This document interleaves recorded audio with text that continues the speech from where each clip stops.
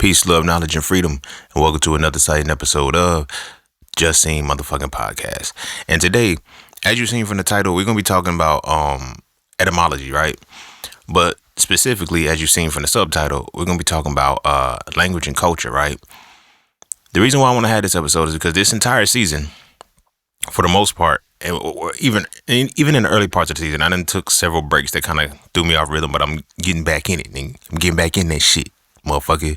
But from the etymology perspective, is when we look at reading and comprehension, right? Reading and comprehending, as I mentioned in those previous episodes, you have reading is about, comprehending is reading, writing, speaking, and listening. Right, those 4 points or whatever the case may be. And if you don't have the vocabulary, you can't really hear the words, you know what I'm saying? But if you don't have the definitions of the words, you don't really know what they mean. But beyond that, if you don't have the origins of the words, all of this shit is trickery, and it can easily manipulate you and get you caught up, jammed up in what you hear. Like, I was just talking about I was just talking about how, like, just the words of what we say on a regular basis and shit. It's like, how many words do you know that you have in your lexicon that you don't really have in your lexicon for real? And what I mean by that is that a lot of times we use so many different words because we've heard it enough times, but we never actually sat and defined the shit. You feel me? If you've been rocking since 2019 when we've been on this shit, over this time, you probably heard me talk about humble and shit. And talking to people and it's like, yo, why are you humble? And the motherfucker, I'm a humble person and shit. Then you look up humble and you realize it means to make yourself insignificant. So it's like, did you really know what humble meant before you started using it? Now it opens up the door to say, how many words are in your vocabulary and your lexicon that you really don't know the definition to?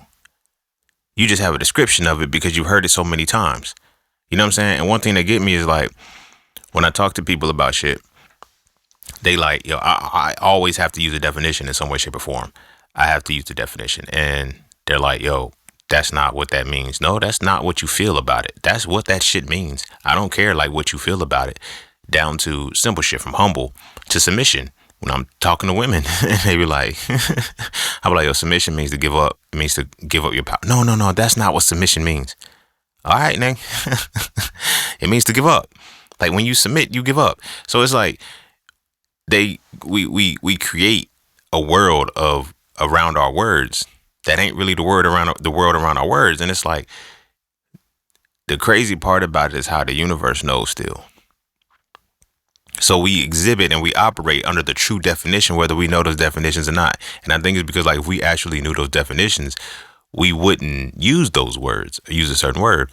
So to the point of like submission and humble and shit, like, women keep saying, yeah, if you submit to a man, they say submission is me getting into my feminine. No, nigga, submission is you relinquishing your power. You can say whatever it is that you want to say and justify it how you want to justify it, but you're designed to relinquish your power. If you're going to say women are submissive and you're not, you feel me? Niggas say they humble, bitch, you're insignificant. The fuck? Don't get mad at me when you tell me that you're humble and I say you're insignificant. I'm not disrespecting you. You disrespected your motherfucking self because you didn't know the fucking meaning of the word. But if we struggle like that with the meaning of the word, what the fuck you think is happening with etymology? And the reason why I wanted to talk about this episode, because when I actually look at etymology, it ain't a day go by that I don't open my etymology app and my etymology dictionary, like, because it's like I be reading, I be studying, I be listening and shit, and then it's like, if I'm reading something or I'm learning something new and I don't know the word, I'm like, hold up, pause, let's come back. What word is that?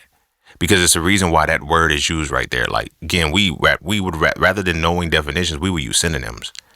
You feel what I'm saying? We would use synonyms. And for example, like synonymous and shit, like motherfuckers would be like, yo, I'm humble and modest. Humble and modest are the same thing. No, they're not. They're not. Modest is when you understand your power and you don't overhype yourself. Humble is to make yourself insignificant. They're not the same shit. You feel what I'm saying? They're not the same shit. So it's like, whenever I'm reading, whenever I'm learning, whenever I'm going over something new, if I don't have that word, if I don't know what that word is, because that puts a blank in what I can see. Like, this is the power of words. The words create, you always hear me say, a picture is worth 1,000 words, but one word can conjure 1,000 pictures. or 1,000 images. But this is why I say that. Because if you don't have this word when you're reading, when you're hearing, it's a blank there. You really can't picture it. You know what I'm saying? So you'll drop and you'll stop in what it is that you're comprehending.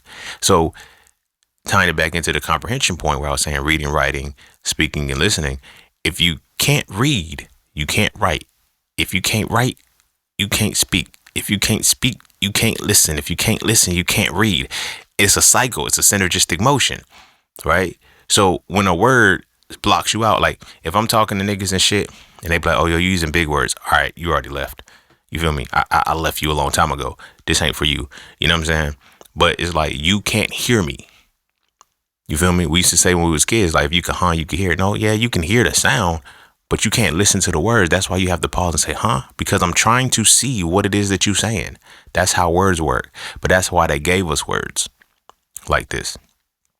You feel what I'm saying?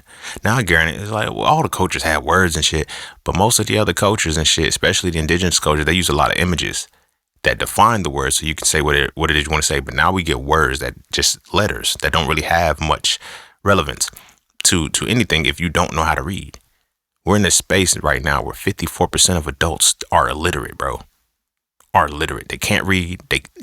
And when we say literacy, everybody thinks it's reading, and that's what fucks people up because they think I can pronounce these words. That's like singing an ABC song. It don't fucking matter, bro. It don't fucking matter that you can pronounce these words. That's not reading. Reading is comprehending and is being able to read, write, listen, and hear. Listen and speak. You feel what I'm saying? So when I look at etymology as a whole, like I said, because I go into these things when I draw blanks on words and it's like, I don't know what this is. Like, I don't know what this means. You feel what I'm saying? But I go to the etymology as opposed to the dictionary because it's just a quick bypass. You feel me? The dictionary is ultimately going to lead me back to etymology anyway. But something that I noticed, which is the impetus of this episode, something that I noticed with etymology is that most of the words start about like the 13th to the 15th century, somewhere around those. But even deeper than that, a high percentage of them always have a Latin root. Always have a Latin root. And so it got me wondering, you feel me? As the phrase goes, which is the subtitle, like, no lingua, no cultura. No language, no culture, right? If there's a standardized culture, standardized language that sits behind all etymology, which is typically Latin. Now, when you go to higher order comprehensions and shit like that, everything has a Latin base to it, like the medical sciences, the judicial sciences, those higher up thoughts, even down to magic. If you look at Harry Potter and shit, like, it's a subtle thing, but it's all Latin. You know what I'm saying? When you look at devil worshiping, I'm not saying go worship the devil and shit, but if you're watching in a movie and shit, they always quote in Latin and shit. It's like, why is that so important? What is the Latin language? If the Latin language is what it is that because there's a Latin culture? But what exactly is the Latin culture? And how does it relate to etymology? But I'm running into it, so I want to go ahead and get the break right. Before we dive heavy into that, be sure to follow me on Instagram at Seen the Griot. Be sure to check out my website at IamJustSeen.com to get all things that are just seen. To all those who tip, donate, and sponsor to the podcast, you are greatly appreciated. To all those who would like to tip, donate, and sponsor to the podcast, you can do so by clicking the link in the description of the podcast. Not the episode, but the podcast itself. And you know the vibes, Cash App, and PayPal are just fine. And as always, that's that for this and that's this for that. So we're going to take a quick break. And when we come back, we're going to dive into etymology, language, and culture. And don't forget to visit IamJustSeen.com. There, you can get all things Just Seen. You want to add the So For Real series to your library? Visit IamJustSeen.com. You want to learn how to master the markets for serious trading and investing? Visit IamJustSeen.com. You want to get your hands on some exclusive merch like tees, hoodies, coffee mugs, hats, bags? Visit IamJustSeen.com. Are you thinking about transitioning into the plant-based lifestyle? Visit IamJustSeen.com. You ever want to just chat with Seen about anything from simple advice to mentorship? Visit IamJustSeen.com. Anything and everything that is me, you can find at IamJustSeen.com. So take a quick peek into my world to see why being just seen is nothing less but always more. Because you never really know what you need until you see it, and you will never see it unless you visit IamJustSeen.com. All right. Welcome back. Ow. And without further ado, we're going to dive heavy into this motherfucker. So first, let's begin, set the tone. Etymology is the study of words, right? So much so that it's the study of the roots of the words, the origins of words, and how words have been developed and come together. So if you look at the average etymology dictionary and you look at the origins of words, oftentimes there's some kind of connection to Latin. Like I say I don't want to be, statistically sound and shit and go in exactly, but I say a good about 75 to 80% of the etymology of all the words we speak today are rooted in Latin. You feel what I'm saying? Now, Latin has developed offshoots of, Latin has developed offshoots of French, Spanish, English. We can say English is a weird language because English's roots often come from, English's roots mainly come from German, right? But it's like German still has its own little shit that it has to do or whatever. But Latin is something that it kind of reigns. It kind of reigns. And we look at the changing of the guards, like when we consider languages, right? And this is why I kind of want to get into this, but when we consider languages of, say, Hebrew, Aramaic, Kemetic, they were predominantly listed as Afro-Asiatic languages. Now, it's weird how they want to hyphenate Afro-Asiatic. It's weird how they want to hyphenate Afro-Asiatic. Now, that's interesting. And the reason why I say that's interesting is because when you ask yourself what's an Afro-Asiatic language, Hebrew would be an Afro-Asiatic language. And you got to ask niggas and shit. Because, I ain't an Israelite or no shit like that. But when I, argue with Israelites back in my day when I was, on they shit, like, nigga, on their ass, like, nigga, y'all need to let that shit go too. I ain't like that no more. Now I just post my information, let it go. But when you ask them, it's like, so your language is Afro-Asiatic, but you're not Asian. So what are you? Well, we're not African either. So what the fuck is your language? It's Hebrew, nigga. No, the origins of your language is Afro-Asiatic, right? Why is that important? Because now, if we understand a language is divided into Afro and Asiatic, right? Etymologically, we now have to look at what that culture and that language meant. You know what I'm saying? So I'm going to get to the Latin, but fuck with me real quick. Take a journey. So those Afro-Asiatic languages, Kemetic is one of them, which is the Medu Neter. That language would be Afro-Asiatic, but they didn't identify as the Asiatic part. It was, African because, they were Nubians, they were, Cushites, then, the offshoots to create the Kemetic people, which eventually became the Egyptians. Now, when you started to mix and shit, now we got the Arabic, the Aramaic, the Sumerians, all of that shit. Those languages were all considered Afro-Asiatic languages. Now, why is that important? Why is that important? Because that's over on the side over near Africa and shit. But it's interesting how it's called Afro-Asiatic and we think, oh, well, it's because of Africa. Now, what do you think? What do you think the parallelism is when you consider Afro-Latino? If on one side of the world we have Afro-Asiatic, you feel me?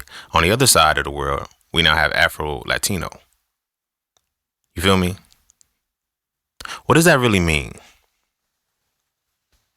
What does that really mean? Because now it's like, did the Asians conquer the Africans in North Africa or whatever the case may be, or did they cohabitate or whatever the situation was? But it's like, it's different. Because now,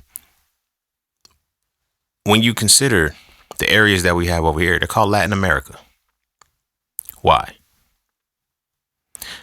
This goes back into what I was saying about the lands already being named America. Like it didn't get conquered and then become America. The land was already America. And then it got its stamp of the language, which is the culture that will now infuse it. Now, the Latin language, where does it come from? I'm doing a slight pause with that just to, let things digest as I flow. Where did the Latin language come from? You feel me? Latin language was the original tongue of the Roman Empire. So now we have to look. Where did these guards change? You know what I'm saying? It was a small window when all of this shit happened, all of these changes began to develop, right? And the first is like, so we have the changing of the guards from the Afro-Asiatic or whatever the case may be, where you have the Kemetic languages and all of that shit, Hebrew, all of that. All right, cool. But now, if we understand that those small civilizations of people, they're not really small, but I'm just speaking in context of the bigger picture where we at. You feel me? We know the Kemetic people taught the Hebrews. You feel me? The Bible told you that. You know what I'm saying? Even though that's not a historical document, the Bible told you that. And if you think it's a historical document, then you got to follow the history that it leaves. So if the Bible says that Moses was trained in the ways of the Egyptian, and everything that is Hebrew is Moses, you feel what I'm saying? Then that means Moses has to be the forefront of what Hebrew is. Now, he's taking Hebrew from Medu-Neter. It's Hebrew from Kemetic iconographies and shit. He's taking that information because, as it says, he was trained in the ways of the Egyptians. Now, I get it. Well, seeing you spend all of this time saying that the Bible ain't real. You spend all of this time saying this, that, and the third. And it's like, all right, cool. That's why the Bible is mythology, ritual, and allegory. Mythology includes real life information that is presented in a fictional way. You dig what I'm saying? Etymology. If you understand what mythology is, it makes sense. You feel me? But you got to understand these words. You can't just be saying shit and labeling it off of a description. You have to actually know the words to know why this was said according to this. So when we look at the changing of the guards, it goes, we're going to say Medu-Neter, which is Kemetic or Egyptian. You know, just niggas did what they did. From the Medu-Neter, you can get Hebrew. Then the Hebrew goes into the Greek. Then the Greek goes into the Roman. Now, the Greek language, the psyop is that they don't call it the Roman language, but we know that the Roman language is Latin. You feel what I'm saying? It's important to that because we have the Greco-Roman era, which is the changing of the guards, is which the Romans took the information they stole the information from the Greeks who were taught by the Hebrews and the Cometians. Well, taught by the Hebrews, and the Hebrews, of course, were taught by the Cometians. Now, the Greeks were also taught by the Cometians as well, but from multiple different perspectives, that's where the lineage comes down. You feel what I'm saying? So now the Romans decide we're going to take control, right? We're going to take control because now we have to look at it like this. This is a caveat that a lot of people don't miss. They don't think about. When I talk to people about religion or whatever the case may be, we tell them all the time, yo, it's the white man's religion. You can tell them that all day long, but these niggas all the time are going to throw in, well, what about the Ethiopian Christianity? They're two different Christianities, my nigga. So much so that the Ethiopian Christianity, well, they're almost the same, but they're different. Ethiopian Christianity was introduced to Axiom, which is the area which was originally before Ethiopia got changed according to the historical context. Axiom by this guy named Frumentius, which was a Roman. He was a Roman. Now here's where it gets tricky, and this is where some of the information is missed out, because it's like if you view it from how you understand it today without understanding the past, you'll miss it. Because now when we say the white man's religion and shit, we think it was English that was given to these motherfuckers. No, it was Latin. You dig what I'm saying? I need that to be thoroughly understood. It was Latin, my nigga. So when they came and they colonized and they changed the language to the people, they changed it to Latin, to an extension of Latin. So this is what we're dealing with the Roman Empire in the beginning. Before English came into this world, before the England and all of that shit in the 1500s, before all of that shit came, it was Latin based. You need to understand that. It was Latin based. With the Council of Nicaea in 325 AD, these niggas were speaking Latin. You feel? They weren't speaking English. English comes totally later. So now when you look at the English alphabet, it has 26 letters, but one specific letter that it has that was never in anybody's language until the year 1550 is the letter J. You dig what I'm saying? So even if the letter J did exist or whatever the case may be, and the Latins were speaking, the Latins would then call Jesus Jesus. They would not call him Jesus. This is where a lot of the mix-up is happening. And I'm observing this closely. This is where a lot of the mix-up is happening because people are not paying attention to that gap between 325 AD with the Council of Nicaea and 1550 AD with the invention of the letter J. 325 to 1550, that's almost 1,200 years. You know what else lasted 1,200 years? The sub-Saharan slave trade. But that's different. That's a little bit different because now you get the Aramaics, the Arabs and shit that got into that motherfucker. And that's how the people in Africa, a lot of the people in Africa ended up developing, creating Muslim ties or whatever the case may be. But we're not talking about that. We're back over here in Americas. We're going to be back over here in Americas for most of this episode. So you have the Latin language. That is what is spoken during the Council of Nicaea. The Roman Catholic Church speaks Latin. Like, I get it. After 1550, English had now been adopted. But before English even happened, Latin had to be exhilarated. Not exhilarated, I don't know why. Exhibited. I don't know why I said exhilarated. But the Latin language had to be used. And it's very, very important to know that. Because now as we look at the changing of the guards, we have Kemetic people. This is why Egypt, Hebrew, this is why all of that information in that small Middle Eastern pocket is so very, very potent, because it's literally the last of a dying breed and the first of a living breed. You feel me? Which makes sense why Jesus would be considered AD. But it's like, how do you rectify that? Because if the letter J didn't exist until 1550, but yet who changed the calendar and when? Because if the calendar is supposed to start with Jesus, and Jesus didn't get the name Jesus until 1550, but he was alive in 0 AD. You feel me? That 1550 years of that time, how did that develop? You feel me? But that goes into, okay, so what was Jesus? Jesus was the mark of the Piscean age. That's all that was. Now, the people told it right, but the niggas read it wrong. And then not even read it wrong. They read it right, translated it into another language, and still read it right, but now dumbed it down to a level that it's like, we're going to teach y'all that this is history. So with the Council of Nicaea, again, they're speaking Latin. They're speaking Latin. It's important to know that they're speaking Latin. Because now what was spoken up until 1550 as the dominant language? You feel me? The Latin, the Roman Empire was smart enough to say, our empire is going to fall. Two things that you will always know if you study history and you study war. Two things that are very important. If an empire or civilization dies, two things go with it. Its language and its religion or spirituality. The Roman Empire disappears in Latin and Christianity, Catholicism, all of that shit. Abrahamic religion still thrives. So now I get it when motherfuckers say shit like, well, what about Muslim? That's not Latin or whatever the case may be. It's Abrahamic.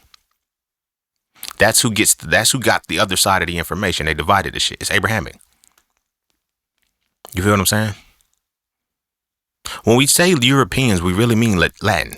We really means motherfucking Romans who speak Latin. Now, here's where another buffer comes in. Because now when we say Latin, what do you think of? You think about Spanish motherfuckers that dance over in Brazil and shit. It's important to know why you think that. Because we're going to get into a history it's a bridge connecting. You know what I'm saying? As we go further, as we proceed to give you what you need, I promise you, I'm going to take y'all somewhere. But when you're looking at it from that perspective, and you look at how the people, Caesar, Julius Caesar, and all, we read the story about Julius Caesar. We read the story about the Greeks. We read the story about the Romans in English, nigga. We don't read these stories in Latin. You feel me? We don't learn Latin. Why don't we learn Latin? Latin is the highest language on this side. Not on no shit like I'm saying it like from a higher. No, like they ordained it for this to be this way. They said if Christianity is anywhere in the picture, you feel what I'm saying? Judaism, Catholicism, if these things are anywhere in the picture, Latin is right behind it. You feel me? And everything else runs through it. So now when you look at who was called Ishju, because I don't want them scanning my shit and fucking nigga, I'm a god. When we look at the Jewish people, right, and we look at them and say who we identify them as it starts with a K, Kazanaki Jews or some shit like that, Kazakhstani Jews or some shit like that. But the ones who went to Russia and then they came back Caucasian, those weren't white people as we know them from speaking English, nigga. They were Romans. Like, we really need to understand that. They were Romans, my nigga. So now when we look at the Roman Empire expanding, and now you get Russia, you get England, you get Britain, you get all of these different things, and they're still the root and the core of them all is all Latin. Those are the big three languages. Now I know I said, English is an offshoot of German. German now comes from something different, but when you look at the Jewish people, that's why they're ish and not real. But it's like now you have to go back to if Hebrew was what the Jews spoke, the original Jews, who are the ones that are supposed to be black. If Hebrew is what they spoke, and Hebrew is an Afro-Asiatic language, right? How is the Jewish language? What is the Jewish language now? Now the Jewish language now extends from that Latin connection that extends to the Russians and extends to Germans, extends to that.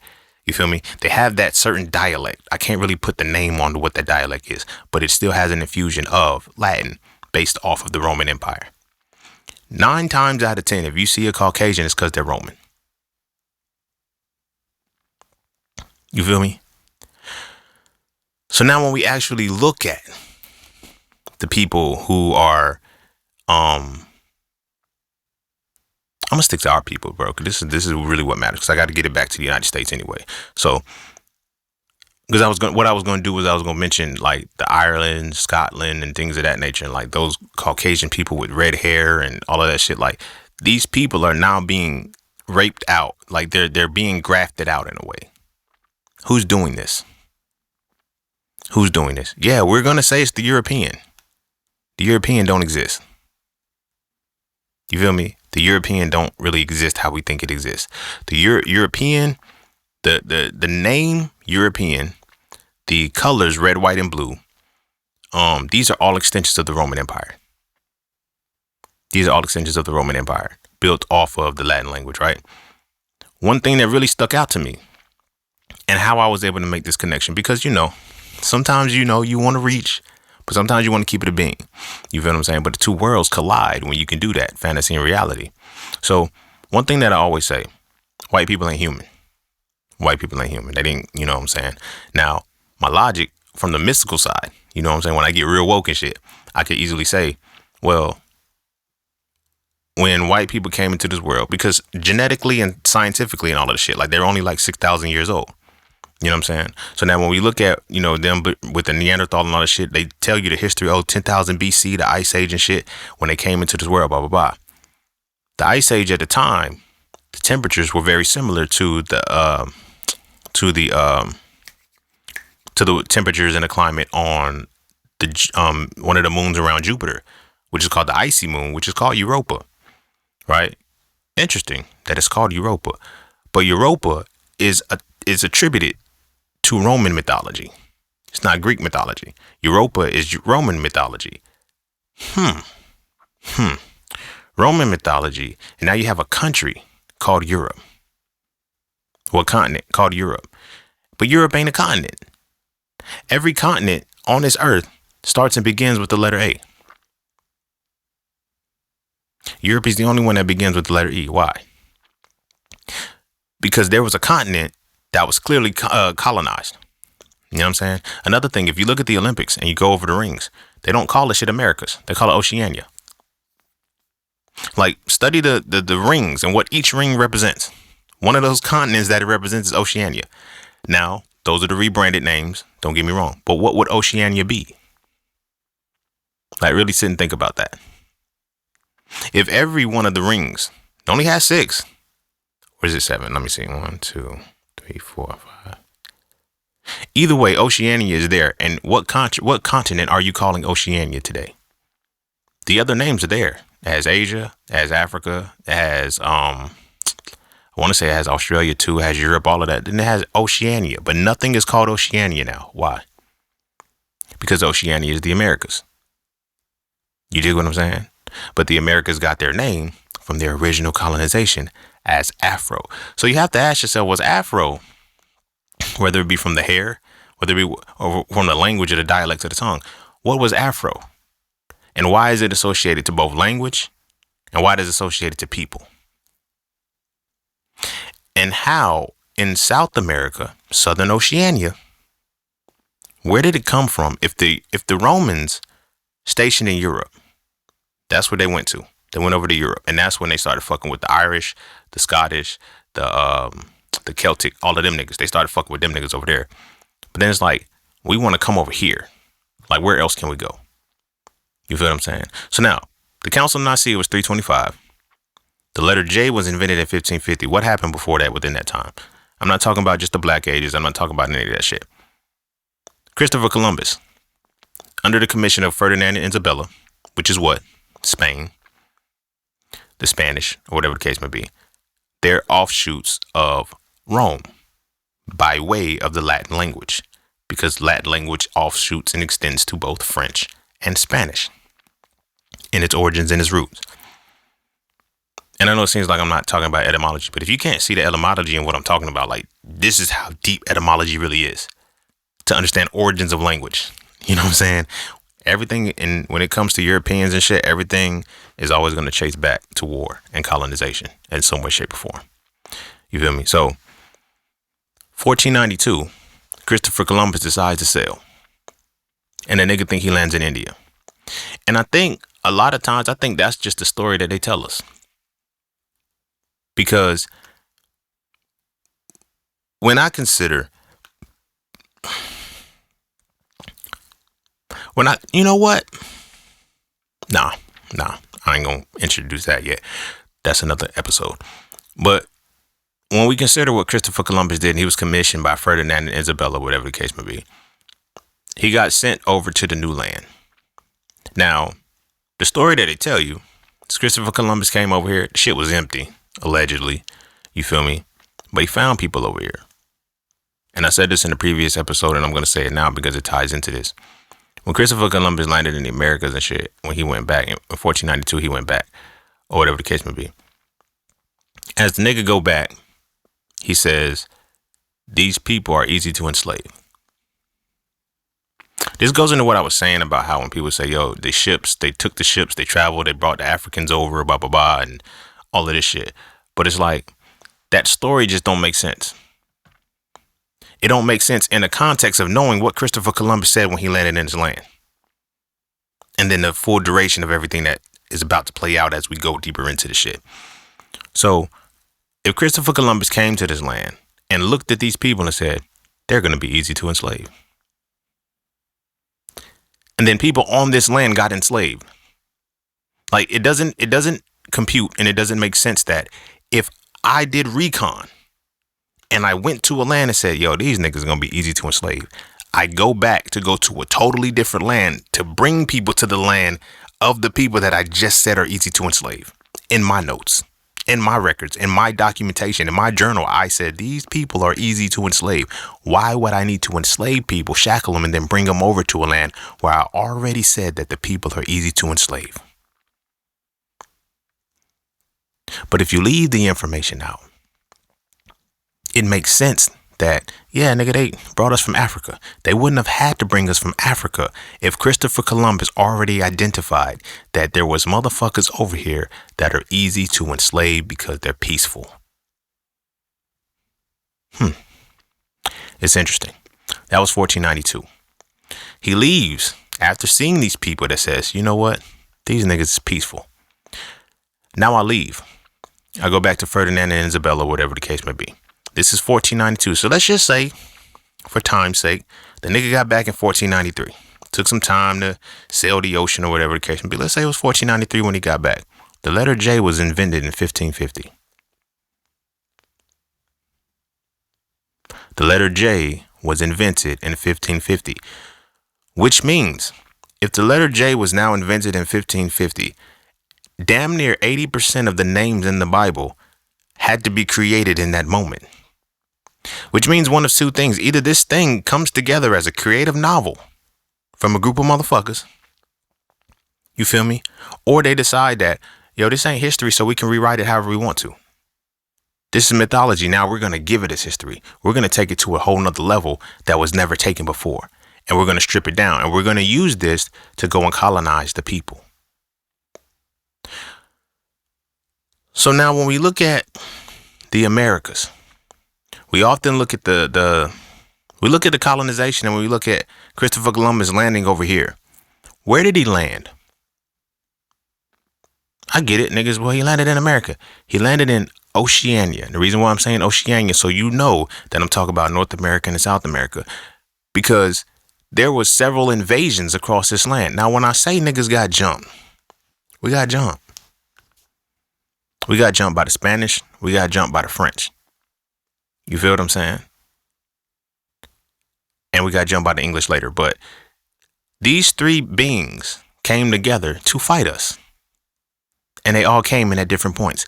The Spanish came first. Hold up. Before the Spanish even came. Before the Spanish even came, the Roman Empire had already set its flag or whatever in the Americas. Latin America isn't called Latin America because the culture. This is why you have the Afro-Latinos that are still there. When I tell niggas we were never slaves, they look at me different because this goes into etymology. When I teach you to use this word and say, y'all were slaves. Y'all were slaves. But I don't tell you y'all were prisoners of war. Rephrase that. Y'all are prisoners of war. You're not slaves. You never have been slaves. You are prisoners of war. It changes the context. Because now it makes more sense. When I say you're a slave, now it automatically ties you to being shackled and chained from Africa and being brought all the way over here across the land. 12 million niggas. 12 million niggas. You feel me? Hyperbole is a motherfucker in history. Especially in their history. You feel what I'm saying? It's different. But if I tell you this, you have this history says 12 million motherfuckers had to be brought over. 12 million. And distributed across. Like everybody says the shit. You know, only thing difference between us is a boat stop. You're right. They don't lie to you. They just don't tell you the truth. Whose boat stop? Are we asking about the boat stop of the ships that had enslaved people? Or are we just talking about the boats that carried the people that went to war with us? Haiti is when you get your first glimpse of that. Of understanding that, no, nigga, this wasn't, we didn't get brought over there. We didn't get brought from Africa. They came over here. And when they came over here, they had their wars, but they can't tell the story with Napoleon because he got beat the fuck up by the Haitians. He got beat the fuck up by Haiti. Beat the fuck out of him. So much so that it got labeled, oh, y'all are demonic, nigga. Y'all are fucking demons. You feel me? You niggas came to war. Now let's tie it into Christopher Columbus. You niggas came to war against peaceful people and they're demons for beating your ass. Christopher Columbus already did the recon and said, these niggas are peaceful. They're embracing, they're warm, they will let you into their culture, they do not care. But we're going to go over there and we're going to enslave them because they're that peaceful. That shit couldn't happen to Haiti. That shit couldn't happen to Haiti. Now, it's like, well, people say, well, sing. They always say that we got brought over here from Africa. This is where genetics supersedes landmass. There's only three races of people. There's only three races of people. That's why etymology is important again. You have the Africoid, you have the Caucasoid, and you have the Mongoloid. Mongoloids are Asians. Caucasoids are, you know who they are. And then Africoids are us. They've changed that name several times. Africoid, Negroid, they use that interchangeably. But to the core of it, you're an Africoid person. Now when we go to the language, again, Hebrew, Medu Neter, these are considered Afro-Asiatic languages. Now, when we go back to the genetic side of it, this language is an infusion of the Africoid people who interacted with the Mongoloid people. Romans, the people that speak Latin, they're Caucasoid as well. You dig what I'm saying? So now when we bring it back to the Brazilian areas, when we bring it back to the Amazon, when we bring it back to all of these places, the Roman Empire, under their Latin language, clashed with the Africoid people who are on this land. They didn't beat them. Well, they beat them. But in beating them in the wars that they beat us in, that's where you get Afro-Latino. Two worlds that have to coincide with each other. We won't allow you to speak your Africoid tongue. The Africoid tongue you developed here. We're not going to allow you to speak that. So you have to speak a very derivation of Latin. In Brazil, that's where you get your Portuguese. That's where you get your Spanish, you get your Portuguese, you get all of the offshoots of Spanish that are also offshoots of Latin. That's where you get quote unquote Latin America. It's only called Latin America because of the language. The music, that's us, nigga. The dance, that's us, nigga. But it's us in the sense that it's our genetics. They couldn't wipe everybody out. You feel me? They didn't realize how deep genetics really were because they're war driven. They had to learn the science and the methodology as they stole the information. So it's like, well, seeing the fuck this got to do with etymology? A lot, my nigga. Just listen. Just listen, because I'm flowing right now. So the Roman Empire, in their rebrand, their first step was to come to Brazil. Now it's like, well, seeing when did they do it? Because if Christopher Columbus and them did what they did, and then you had Spain, you had like, before they left that side of Italy and all of that shit, and the Roman Empire, they set up Europe and all of that shit. Before they left over there, they dipped. I know it's like before they left, they dipped. But they had already set up French, who the French would be. They already set up who the Spanish would be. So they set up their own little bases over there before they came over here. So you have Europe, which is the European. You have French. You have the Europeans that are like the Neanderthals, the Netherlands and all of this shit. Like Europe as an entity is all Roman Empire. It never died. It never died, man. It rebranded. That's why Christianity and European go hand in hand together, because the Romans decided that shit at the Council of Nicaea. Now when you have an age called the Black Ages or the Dark Ages, right? Where it's like there was nothing there. The Dark Ages only occurred in Europe. They didn't occur nowhere else in the world. The Dark Ages did not occur anywhere else in the world but Europe, because the Romans were rewriting the history for Europe as they were colonizing everything else. So one of the first wars that occurred amongst the melanated people on the Oceania side was now I don't have a name for this war. This comes from piecing all of the different stories together. Now, eventually with time, I know a name is going to come up for this war. But the original war that first started was in that from 325 AD to 1550, that first wave. You feel what I'm saying? Now, you have the more people, thank heaven for 7-Eleven. They said in 7-Eleven, the Moorish people taught the Europeans how to bathe and shit, how to do all of this shit. True indeed. They did that in 7-Eleven. But which Europeans were they teaching? They were teaching the Europeans who had now been colonized by the Romans first. The Romans colonized them, took over the land and shit, left them to do whatever they're going to do. The Moorish people went over there, and then that's when they started teaching them around 7-Eleven. At the same time, the militant force of the Roman Empire, who is now, they're hidden. They're rebranded. The Catholic Church is doing this motherfucking thing. Nobody knows that this is a sentinel being moving. It now moves over to the Americas. So as it moves over to the Americas, that's where the first battle was happening. The first war between Africoid and Caucasoid genetics heavily, the first real war was that between the Amazonians and the Romans. I'm letting that breathe, letting it digest.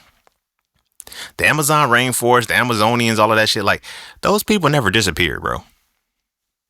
Those people never disappeared. They got pushed out of the land, but they never disappeared. So now you got to ask, well, who the fuck are the Amazons? Who the fuck are the Amazonians? You feel what I'm saying? They're us, nigga. They're us. Now, when you put things into perspective, you like, how can they be us if we still here? Because they just got pushed out and they got moved and migrated upwards towards the Central Americas, the Caribbean, Central America. Well, ultimately the top of Southern America, Central America, and then the Americas as we know them from, West Coast and shit like that. Queen Califia, all of them, like they're a part of that bloodline that creates the Amazons. Now, the Amazonian people are now subdivided. I need y'all to understand that. The Amazonian people are subdivided the same way that the Roman people are subdivided. You feel what I'm saying? Sometimes it's hard to actually see the Amazonian people because they've taught us that they're gone. They're not. They're still here. They still in this bitch. Just like the Romans, you have the offshoots, which you get when you get your English, you get your French, and you get your Spanish. Russians too, whatever the case may be. But the big three for them is English, French, and Spanish. You feel what I'm saying? Us, on the other hand, we had different derivations. So we have two splits. This is when you get to understanding, um, what is it? Come on, don't block me right now, bro. This shit was going so well. Atlantis. The Atlanteans. Who are the Atlanteans? Now, the Atlanteans were a group of people that migrated two different ways, right? They migrated two different ways. Now, this is when you get to the basins of the shit. Because they're like, when you look at the earth, they say, is the earth flat? Is it round or whatever the case may be? It's both, nigga. It's like a marble. It's a dome. And you don't look at the earth from left to right. You don't look at the earth from a circular motion. You can look at it from top down. This is why topography is what it is. This is why sea level and water level sea level and peak and land peak are so very important, because you have to look at the earth from that way.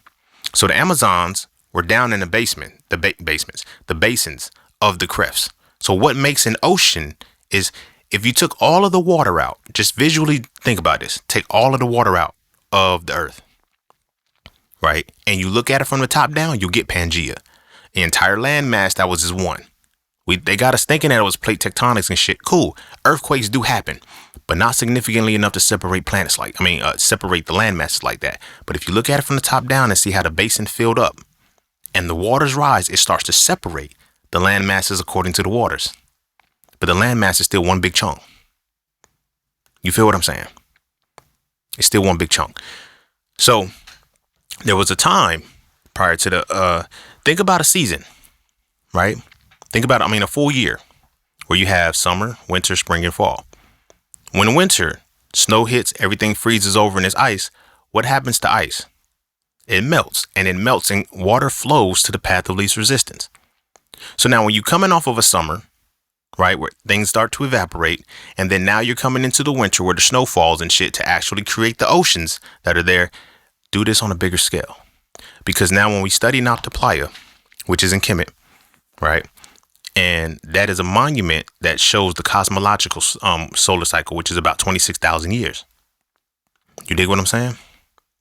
So from that ice age time, and then the water's filling up from a bigger scale, bigger timeline, that's what we're dealing with right now. So the Amazonian people set within what would be considered around the area where the Bermuda Triangle is. This is why that ocean is called the Atlantic Ocean. It's not for just some random nigga said the Atlantic Ocean. It's named after the Atlantean people. Now, here's why it's important, because who are the Atlantean people? Right? This is where you get Afro. This is where you get Africoid. This is where you get the genetics of it all. But they teach you about the land masses so you think that they're different people. Which is another reason why they say, well, when you run your ancestry DNA, or whatever the case may be, it shows that all the black people in America came from East Africa and Nigeria and shit and all of that. Nigga, no. But your genetics templates will still match from that perspective. You can't tell what landmass somebody came from based off the genetics. And that's why on those sites, they say this is for entertainment purposes only. But niggas don't know the difference between entertainment and information solely because of etymology. Entertainment is to go in and hold the mind. So we're going to hold your mind into thinking that you're an African who's something that you're totally not. But in the same token of that, we're not going to teach you all the information. So let's build it back up. The Atlanteans, these people, they stayed in the basin, or whatever the case may be. As the waters rose, they rose. You feel me? Because remember, you're looking at the earth from the top down. Study topography and geography if you don't believe me, if you think I'm reaching and shit. No, this is how the shit really works. This is why the world is governed on maritime laws. This is why that Strait of Hormuz is all of that shit. Like these are maritime laws. It's about being built off the water, because the water is a separating force.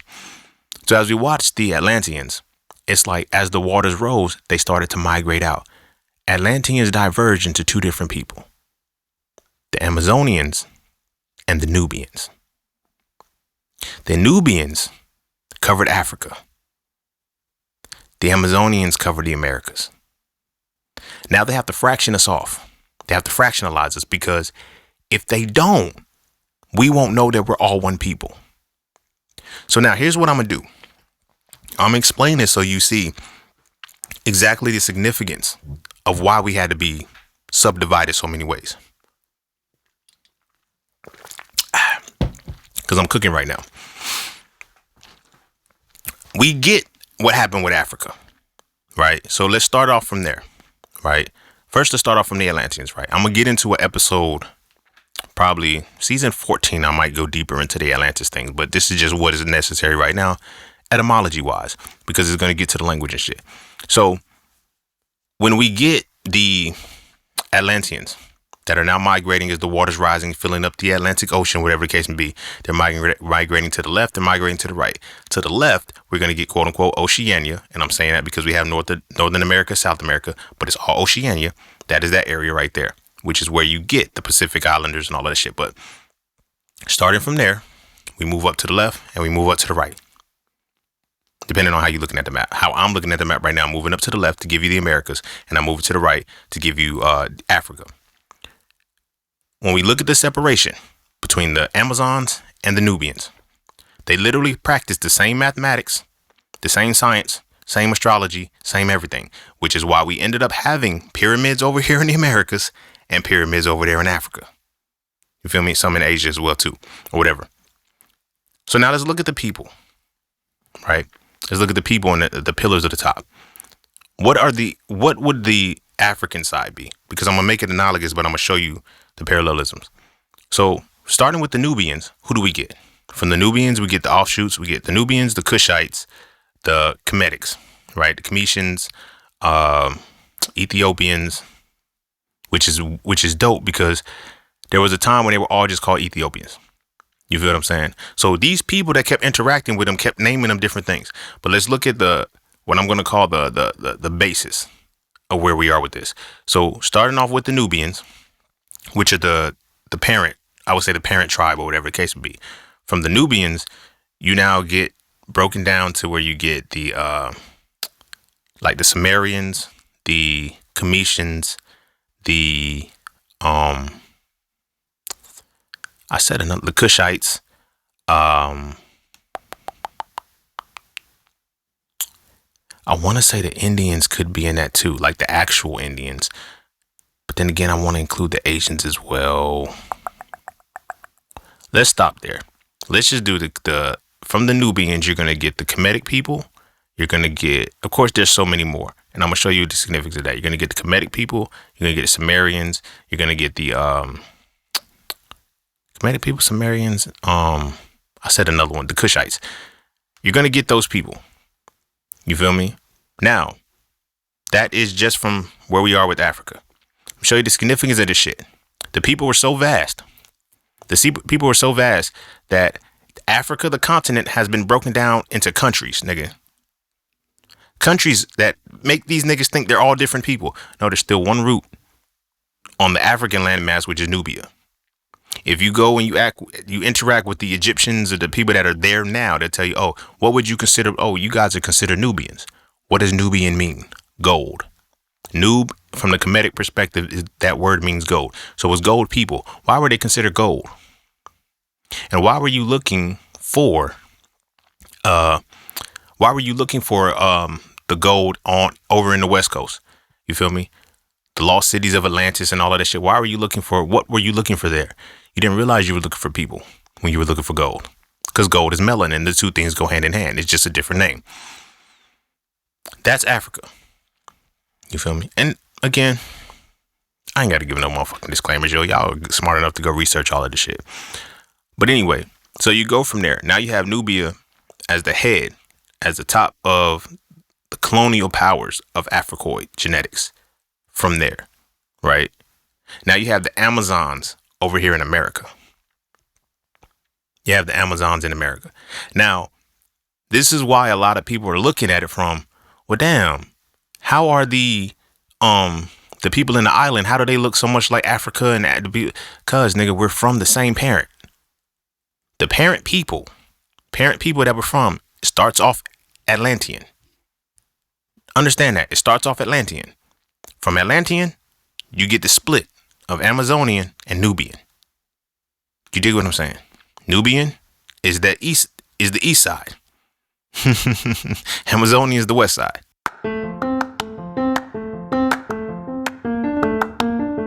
All you keep hearing is get into the markets, but do you trade or do you invest? Should you do stocks, forex, crypto, or NFTs? My personal answer is not a single one if you don't know how to read a chart. Without knowing how to read a chart, you end up giving all your money to those who do. Do you know what a candle is? Do you know the pocket of activity? Do you know the difference between market direction and market control? If you answer no at least once, you might want to learn how to read a chart first. Learning how to read a chart will let you know if you should trade or invest and if you should do stocks, forex, crypto, and or NFTs. It will also let you know if this is even for you or not. So visit IamJustSeen.com to learn how to read charts with my Mastering the Market course, ebooks, and webinars today.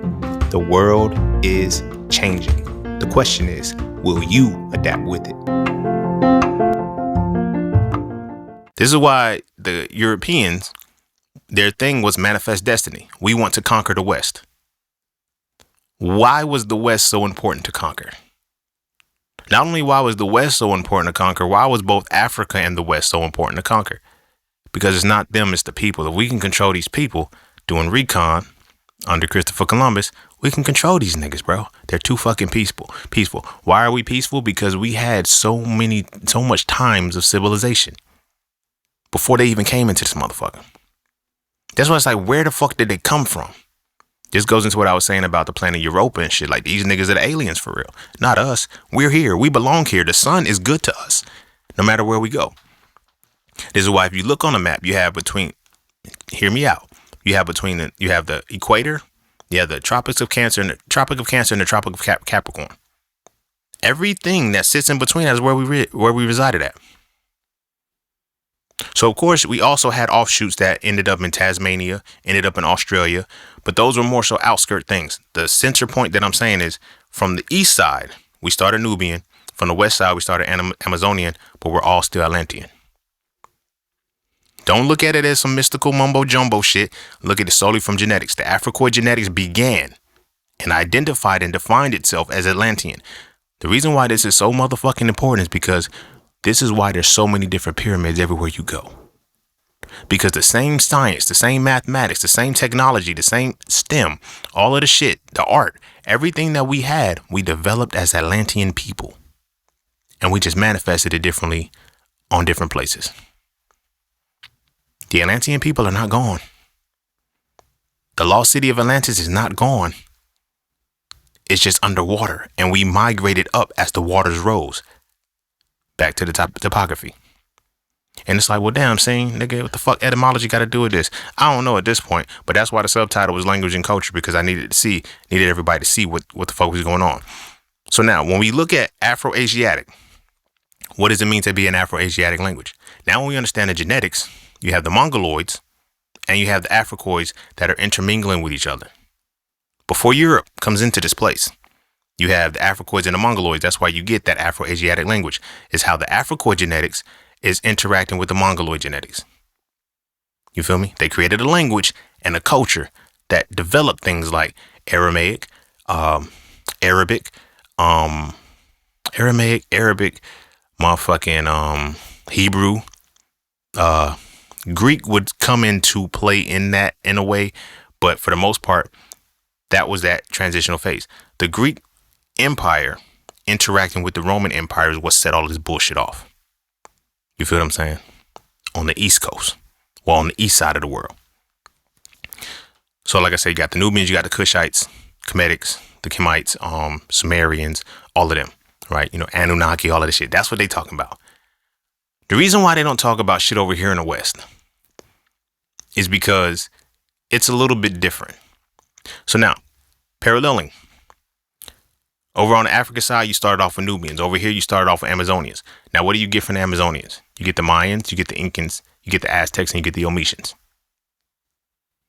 You dig what I'm saying?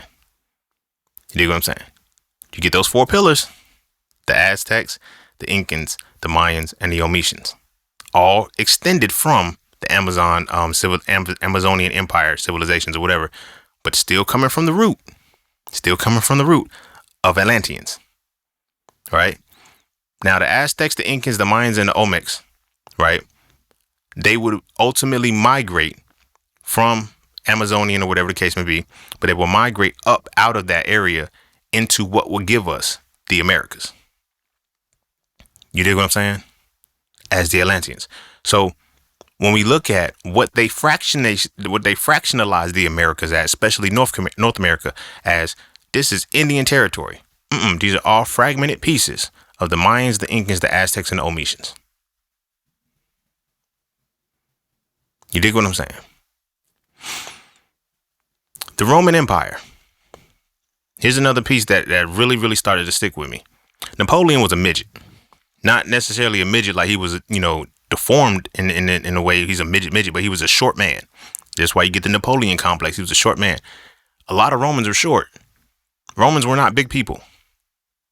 Romans were never big people. Amazonians are. Naturally. I'm going to get to why that's important. But, because as your gears are starting to turn, you're starting to see, all your Amazonians in the NBA. All your Amazonians in the NBA. Ain't no ifs, ands, or maybes about it. LeBron, fucking Shaq, fucking Kevin Durant, Tim Duncan, motherfucking, the list goes on.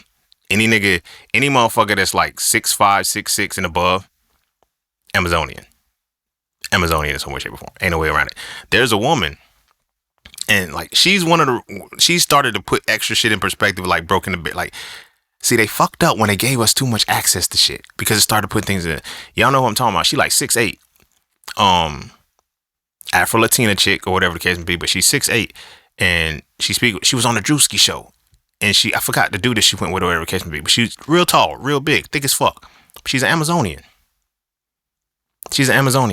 Now, here's where we fucking up, because now our mentality is so fucked up that we can't even respect the taller women anymore. You know what I'm saying? But these are all offshoots of Amazonians. So now, let's look biblically. Just throwing this out there. You feel me? Because when they say niggas was 9 feet, mythologically, because now this is why they got to move the history over there to Africa where the Nubians is at. You feel what I'm saying? As opposed to where the Amazonians is at. The Nubians was a different breed. You feel me? Now, granted, we're all tall because, again, we still come from the Atlanteans. But I'm putting things into perspective right now to see, so y'all can really see what I'm talking about. Because now when we look at the tall people that's over there in Africa, what do we get? We get the Maasai tribe. The ones who that Avatar movie is about. The Maasai tribe. They're all tall people. How did we get here? Because we're all Atlantean. Those are giants, basically. But now you get the offshoots of the Amazonians now migrating. Now you get the Mayans, the Incans, the Aztecs, and the Omishans. Now, when we get what's considered a Mexican, you feel me? These are black and brown people. They always say, we're black and brown, this, that, and the third. We try to keep the connection, but they fucked it up. When they got introduced to the Romans, it's like, you couldn't erase it all. You feel me? So now, from the Roman mixing within the Latin American side, because I don't want to call it Latin America, but it was originally the Amazonian side. We'll stick to that. When you get them meeting in that space, right? The Romans were relatively short people. They're Caucasians. They're not big people, whatever the case may be. But in that colonialization, now you start to get the lighter people, from the Dominican Republic, the motherfucking Cubans, those lighter flesh ones and shit. They came from interacting with Romans. That's why you get like a thick, light-skinned Dominican or whatever the case may be. They're like, your physical, you cannot, like, genetics can't be wiped out that quick. I get it. The skin color can lighten, but the genetics, the lips, the hair, the eyes, like that shit, it starts to stick there a lot longer. We have to remember we're dealing with people who was colonizing under blonde hair and blue eyes. You feel me? The conquistadors and the motherfuckers that was coming over here had blonde hair and blue eyes.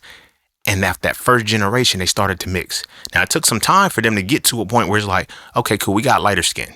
Sure, we might not get everybody back blonde hair and blue eyes. This is going to take way too long for that shit. But this is enough. So the reason why I'm saying that is because now when you get the Mexicans, or who we identifying as Mexicans, right? Those people have a connection to Roman Empire, to Caucasians, or whatever the case may be. Because they would be the Incans and the Aztecs. Black people, as we are here in America, are the Omishans and the Mayans. Right? The Incans and the Aztecs were the ones who were most impacted and affected by colonialism. You feel me? Some of us got pushed away. Some of us got moved out. Some of us beat the wars or whatever the case may be. But to the core of it, that's how it played out. So now when you look at the people that are a part that, so now, slow down. So now set the scene. Because now in the Americas, see, we don't know what they did in Latin America, in the Southern America area, but in the Northern America, now you get the tribes, the Cherokee Indians, the Blackfoot, the Sioux, the Choctaw, the Lumbees, the all the different variations. So what we see is the face of Native Americans, what we call the indigenous people. What we see is the face of them. Those are the ones, the Trails of Tears ass niggas and shit. Not, I don't know, shitting on them shit type shit, but the motherfuckers that when you learn in social studies about the Trails of Tears and you seen the people that look like the Eskimos and the people like that, those were the people that were the Mayans, and those are, the Incans and the Aztecs who were affected by the colonialism and stayed in a certain area, and they got pushed out. The ones with the curly and coily kinky hair, the niggas, you feel me? The niggas, those are the ones who were never affected. Like they moved out before that happened, but then they moved out and migrated. So the Roman Empire, here's why I said that. I'm gonna say this and I'm gonna really shift gears so I can get into the meat of potatoes of what I'm talking about going forward. So the Roman Empire came over, set up base. So now when they say we have the Dark Ages, they had the Dark Ages in Europe so they can start rewriting history, but the Romans were setting up shop over here. So now 1492, when Christopher Columbus came over, they were already here. The Roman Empire was already here in the southern area. They did what they did. Now they're coming from the northern area. So now as they're coming from the northern area, that's where Christopher Columbus came. So after his recon, who did they send after that? They sent the Spanish, and they sent the French. You feel me? Which is ended up how we ended up with Haiti. Haiti, Jamaica, those speak French. For the most part, Patois, Creole, those languages are French infused. All they did with what we did here in North America with Ebonics and English is what they did with French and Patois. It's the same shit. You know what I'm saying? It's the same shit. We found a way to speak the language our way. You feel what I'm saying? So that's why it's like, it sucked when, and it was disrespectful when Kai Cenat was like, black people, y'all don't have no culture, nigga. What the fuck you mean we don't have no culture, nigga? We are the culture. We are every culture, because now if you go back far enough and you separate the land masses, now you can go get back to when you were Atlantean.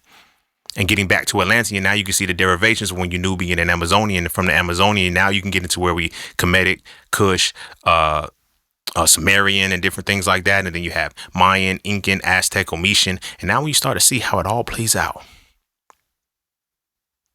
Because to that side of that, you know how we have the Incans and the Aztecs. That is what will be analogous to what was on the other side with the Asians, where you get the Indians, you get the Indians, you get the Hindus, you get the people that look like Mexicans on the other side over there. Same shit. The Mongoloids. I'm gonna do a dramatic pause, let that breathe a little bit, because this is heavy. I'm giving a lot of information. Because I know it's like, nigga. This stopped being about etymology a long time ago, but it never stopped being about language and culture. Because as these people came and colonized, they planted the flags of Latin from the Roman Empire. Roman Empire is not gone. But in addition to that, what they also brought was the Christianity and Catholicism. You dig what I'm saying? This is why in Spanish you have, what is that, patron saint shit, where you got Jesus in the middle of fucking Brazil. You feel me? Just holding his arms out. How did you build that up? The motherfuckers here didn't believe in Jesus. Motherfuckers here didn't even know Jesus existed, because these people, Atlantean people who now evolved into they didn't really evolve. They just migrated out because we were already in our pristine state as Atlanteans. Now we are children, which turned into the Amazonians and the Nubians, which now turned into what we got right now. Is different. Now, here's what I'm saying now. Because now it's like, yo, see, I think you're reaching. I think you need to shut the fuck up and do a little bit more research. Because now when we look on the West Coast, and we look at just the Crips and the Bloods, who were they before they were Crips and the Bloods? They were the warrior class who went to war and kept getting pushed back. So now when we look at the marches and we look at the gang walks and shit, all of that shit, they resemble indigenous tribe dances. We're not identifying with our indigenous tribes anymore. We're just not identifying with our indigenous tribes anymore because we don't know. So now when we consider the Mayans created a calendar, right? Which was called the Mayan calendar. They said they predicted the end of the world in the year 2020, in the year 2000 first. They was like, oh, this shit's going to end. Then in the year 2012, it was definite. Then in the year 2021, now niggas is admitting that they don't know, but whatever the case may be. The Mayans knew astrology. Who did they learn it from? And this is one of the things that gets, like, when they say, oh, they came before Columbus. You feel me? So it makes it seem like African people, and I'm not saying we didn't, but I need y'all to understand the bigger picture. So when they say, yo, they came before Columbus, Ramesses and everything, they had this connection. Imagine, let's look at it on a bigger scale. The Nubians and the Amazonians are siblings. The parents are the Atlanteans. That will make Egyptians, like the Kemetic people, like Ramses and Taharqa and things like that. When they say Ramesses was coming over here to America and they were the cousins having family reunions. If you learn to look at it like that, it will make sense. The Kemetic people, the Sumerians, I don't really want to say Israelites because these niggas, they're not real people. Israelites are not real people. Israel was a fictitious character in a book, and then the actual realm of Israel wasn't even created until 1948. So Israelites are not real people. Y'all don't count. Y'all are not in this conversation. Okay, y'all ain't African anyway. So if you're not African, you're not Nubian. If you're not Nubian, then you're not Atlantean. If you're not Atlantean, I'm not talking to you. You feel me? But at the same time, it's like, yo, why are y'all scattered across the globe and this, that, and the third, blah, blah, blah. And it's like, no, we're not. We chose to come over here. We chose to be in these different places, but now we're being colonized from different angles of shit. So the idea that they came before Columbus, if you try to understand it through the European lens of colonialism, it thinks that, oh, this was an empty land. No, they came back to kick it with their cousins. The Kemetic people came back, Ramses and them, they created that trade route. They said it's a trade route that gets you from the Atlantic Ocean, from the east of Africa to the west of Africa to the east of the United States. There's a current, a tailwind that brings you through if you know how to navigate the ships. How would that be? Like, how easy would that be? I'm about to go kick it with my cousins, yo. You feel me? Because again, Atlantean is the parent. The siblings are Nubia and Amazonian. Now, all of that after that is now cousins. You feel what I'm saying? The Mayans, the Incans, the Aztecs, and Oetians, and then you have the Kushites, the Sumerians, the Kemetic people. Those are now. There's so many more offshoots. I'm just stopping there to show you, yo, this is why they're racing. Yes, this is why they fragmented us so much. United we stand, divided we fall. You feel what I'm saying? That's why they never want to bridge that gap. If you study the United States Memorandum, the United States National Security Memorandum 46, I want to say that's the name of it. It literally says we cannot allow the African in America to connect with the African on the continent. Why? Because eventually y'all are going to start talking. Now we're going to make you hate each other. We're going to make you be at odds with each other. So what y'all talk about is always going to be through a skewed lens. So now when I'm talking to an African person and they're like, yo, you're not from Africa. It's like, no, y'all niggas from there. Now we at odds with each other, not realizing we're cousins. We're not siblings. That's cool. But we are cousins. First cousins. You feel what I'm saying? We might as well be siblings. We just didn't grow up together.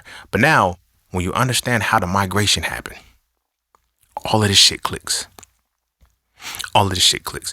So now, when they come over, right, for the second wave, because the Romans, and they rebranded, they came over here, and now they infused with the Afro culture. Latin America is predominantly Afro-Latino.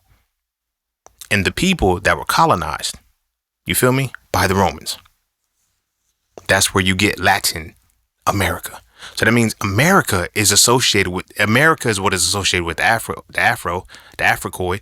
And now you have the infusing side of it. You guys can't speak Afro anymore. You can't speak anything Afro.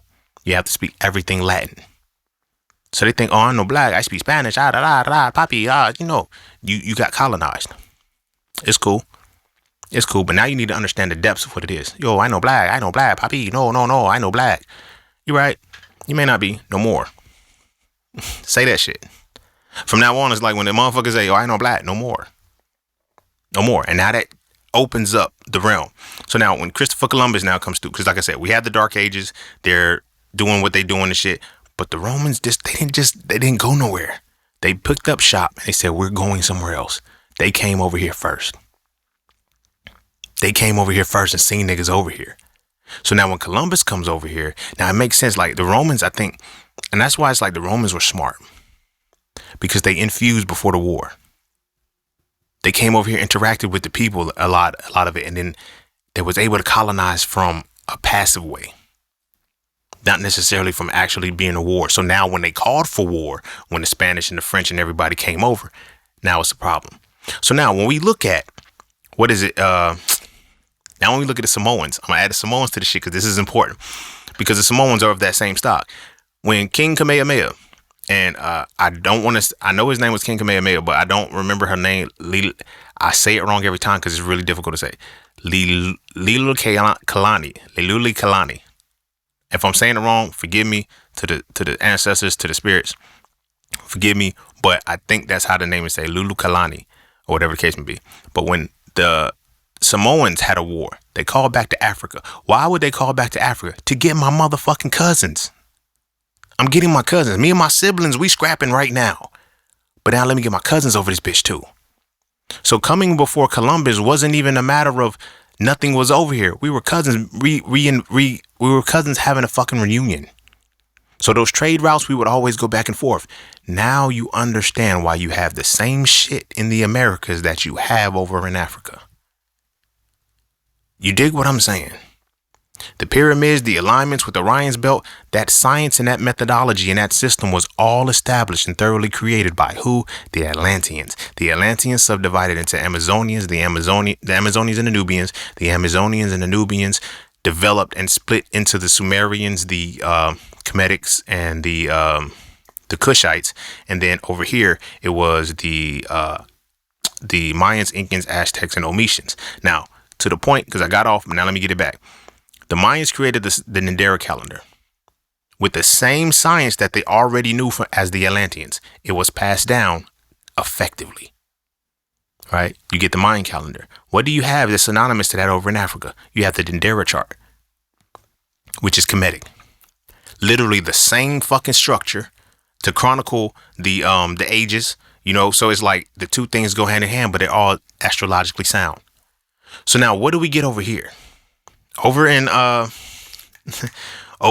Africa, we got the Neteru. You feel me? Those are the deities over there. You got the Neteru.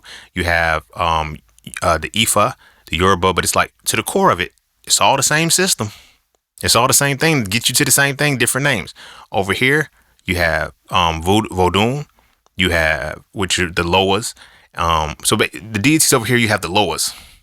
That's all I can remember because of what they wiped from us in our findings, or whatever case may be. So you had the Loas over here, you had the Neteru and the Orishas over there. They're all the same thing. They're all the same thing. So when we look at it, it's like, yo, I got to get back to Oshun, Yemiya, all of these different things. Nigga, it's the principle that you need to understand it for. And what force of nature this represents. I was just talking to somebody about that, and it was like, I know what my parent energy is. That's the force of nature that it is, whatever the case may be, because this is something that they infused with us. They gave us with the colonization, they gave us general gods, or whatever the case may be. They gave us a general god when we had specific names of our gods. You feel me? Because we understood that gods were the highest conceptualization of the mind. So when I looked at the Loas, when I looked at the Orishas, and when I looked at the Neteru, right, I was like, all y'all tell the same story, just a different way. So it's like, why do y'all tell the same story the different way? Because we cousins, nigga. We cousins. You feel what I'm saying? But it's like when you fragment it like that, you're not able to get to the point. So now when they say, you know, when they gave us our religion shit, is you're a child of God, of a generic God. There's no name, but you're a child of God, as opposed to a child of Yemiya, a child of Ogun, a child of Shango, a child of Papa Legba. You feel what I'm saying? I don't know all of the lowest names and shit. I'm more familiar with the Neteru, but it's like I got familiar with the Neteru because that's just where I started from. But then it brought me back. And I was like, oh, Jehuti is no different than, oh shit, Ma'at is no different. Oh shit, nigga, wait a minute. And now it starts to make sense because now when we look at the Atlantean side of it, it just told the same story a different way. You dig what I'm saying? So now this is why it's important that we take the motherfucking language. Brought it all full circle back. So now 1492 comes, Christopher Columbus does his recon and said these people are passive. It's going to be easy to enslave them. it's going to be easy to enslave them. Now we're going to enslave them from different directives as the Roman Empire. And that's like we're saying. If you said the Roman Empire was already over here chilling out in America, the same way in which when the Hawaiians got into their shit, they was able to call to Africa. That Romans started to realize, you know what? Let's bring in some troops. Now let me send to Spain. Because why? Where's Rome? Where is Italy at? Rome, the country, the continent, before it started off and expanded as an empire, it was just a city in Italy. You feel me? That's in Spain. So, nigga, Queen Ferdinand, like that connection was there the whole time. So now, that's when Christopher Columbus is sent there. And now, as Christopher Columbus is sent, it's like, okay, yeah, we can enslave him, but here's what we're going to have to do. Here's what we're going to have to do. So now, the letter J comes out, all of this shit, and then now it's time to go to war. Like, niggas, we forget that part. It wasn't just colonization, it was war. We were never enslaved. We were never slaves. We were prisoners of war. Because we lost. It's, you know, they came over here with the blankets and shit and all this other shit. But it's like, how do we know how to use the herbs? How do we know how to use the earth? When they tell the stories of, you know, Harriet Tubman, like she hit her head, she saw God, and then now she said, like, if I don't give you the language, you don't know what you saw. But all you can tell me is that you saw God, because this is the entire language that I give you. You can only speak what I tell you to speak. Your entire lexicon is built off that. Your imagination is built off that. Imagination is how you connect to spirituality. You hear me say all the time, where to be so frail or whatever. It's like the mind is the bridge between the body and the soul. However, there's a point between the mind and the soul that is the imagination. You cannot access your spirituality without imagination. This isn't to say fantasy. Does not say by any means that spirituality is based off fantasy. It's not. It's 100% based off reality, but it's based off imagination. Imagination is your nation of images. The things you learn, the things you study, the things you read, the things you comprehend, the things you able to thoroughly understand from an etymological perspective that builds up your understanding of the language. This is why in school they teach you language arts. Because language arts is what sculpts your imagination in order for you to access spirituality. However, if I give you the deity I need you to serve, the highest conceptualization of the mind, I want you to serve my deity, the conceptualization, and everything is built off of what enslaved you. You'll never get out of it. You'll never leave bondage. Never will, because your imagination doesn't even say you could be free. Your imagination doesn't know what freedom is. Now your parents are going to give this to you before you're even able to walk and talk for real, before you're even able to read and comprehend. Some of us was quoting Bible scriptures while we were still hearing, if you can hunt, you can hear. You don't know what that shit means. But now your imagination doesn't have much information in it. So now you're absorbing. You're absorbing mythology as if it's real. You feel what I'm saying? So now the more imagination you have, the easier it is for you to tap into your spirituality. Because your imagination is your nation of images. Now, images are worth 1,000 words, and one word can conjure 1,000 images. How many words do you have in your lexicon? What is your vocabulary built like to where you can understand what these things are saying? We're in a space now where you have to have multiple languages and understand how languages work in order to even develop an imagination that works correctly. You know how insecure you feel when somebody's speaking a language you don't understand? You feel like they're talking about you. They're not even thinking about you, but you think they're talking about you. Because no language, no culture. We gonna make sure y'all don't have language. We're gonna give y'all the hardest language there is, and we mastered it. English is the hardest language there is on this planet because it don't make sense. And it's designed not to make sense. Why? Because of who it was given to. We have to give it to the niggas that have the highest propensity for spirituality. Not because, and this is where the thing is, like, they're very spiritual people. We're the most spiritual people on the face of the earth, but nobody knows what spirituality is. When we say we're the most spiritual people, we keep acting like it's religious people. No, we're not. This one I was talking about when I had got into it with somebody on Threads, and the nigga was like, yo, just power in the name of Jesus. It can't be. It can't be. I hate to be funny. I hate to be rude. There can't be power in the name of Jesus that was created in 1550. The letter J was created in 1550. So before that point, that man's name did not exist. So how did we remain so powerful if we wasn't using the Jesus name? Because it's not the name that you utter, it's the intention of your imagination and how you're designed to use it. So now you can't even give yourself credit to say that you did the shit. So now when you go to the etymology and you realize everything is coded under Latin. Everything. Look at, and next time you decide to look at a word, just look it up on your Latin, in your etymology dictionary. Look it up and go to the origins. You're going to see, chances are you're going to see, I think so far the earliest that I've been able to go back is 13th century. 13th century, 14th century, 15th century. Those are typically where they start at. You feel what I'm saying? If the 13th century is where these words are starting to be compiled according to the Latin language, what was going on for 1300 years? What were they doing between 325 BC? They were making sure that they solidified everything to say, if it's not Roman, it don't matter.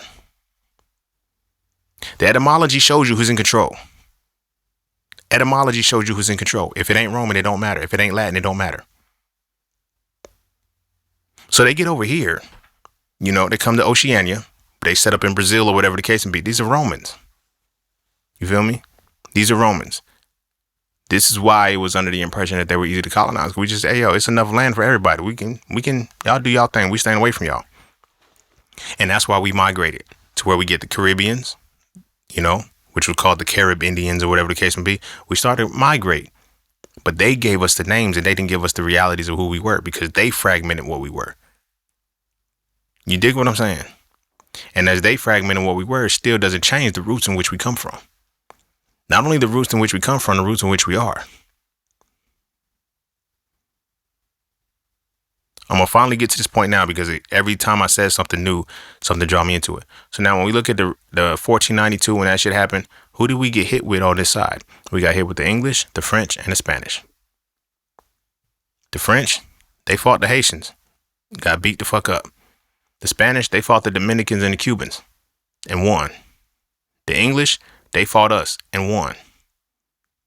You feel me? They won. But it's like, we got to make sure that none of this shit exists.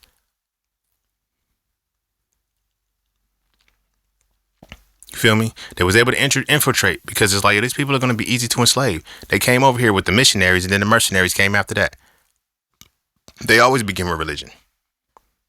So now it's like, well, how did we end up using, and when we look at it, it's like, well, our ancestors, they hid the hoodoo, the Santeria, and the Vodun underneath the Baptist church, underneath the church.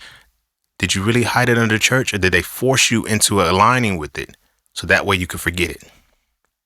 Because originally, like I was saying, when we consider the Orishas, we consider the Loas, and we consider the Necharu, principally it's all the same thing. You know what I'm saying? It's all the same thing. So we know how to use it and layer it. So now they give it to you in a whitewashed version. You feel me? Where you get archangels and shit. That ain't no different. You know what I'm saying? It's literally all the same shit. You feel me? You get your archangels and shit. You get Michael, Gabriel, all of these different things. So now it's like we had to figure out how to use that, but we had to stop. But because of how we had to learn how to use it and infuse it underneath it. But then when people stopped reading, people stopped understanding the language. We couldn't read the language, but we had to figure out a way how to code this in our everyday structure. You dig what I'm saying? Eventually you'll forget it. To where now we're still using the religion that we had to, use as a scapegoat to hide under shit, but we don't know why we're doing this shit anymore. I was just watching this video with Dr. Africa, and he was saying how when we cook ham for like Thanksgiving and shit like that, we put cloves in it. Nobody knows why. It's just like, oh, it's for flavor. No, it's not. That's not why the ancestors did it. They knew that they weren't supposed to be eating that shit. You feel me? So they put the cloves in the shit so that way it can kill the worms before you eat it. Because if you don't kill the worms and shit, now you got parasites in your stomach from eating ham. You feel what I'm saying? Because you're not supposed to eat that shit. Because we didn't eat that shit.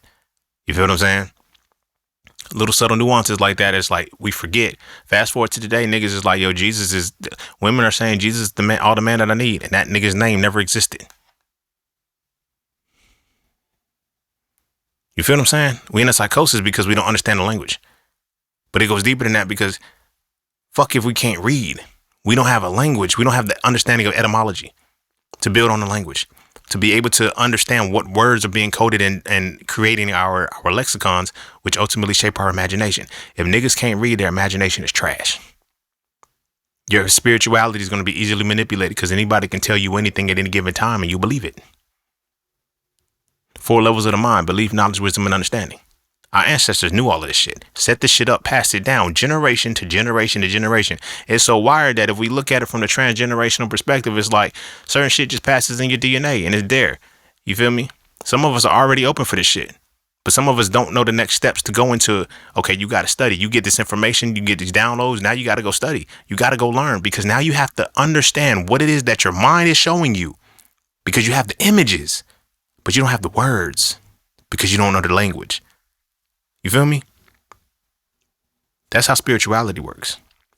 That's how imagination works. It goes into understanding you have to have the images. But if I don't have the etymology and the words, I don't develop the things to actually articulate what it is that I need to say. You feel what I'm saying? So they came over. They ended up with the Spanish, the French, and whatever the case may be, and the English. And now, fast forward, this is where we are right now.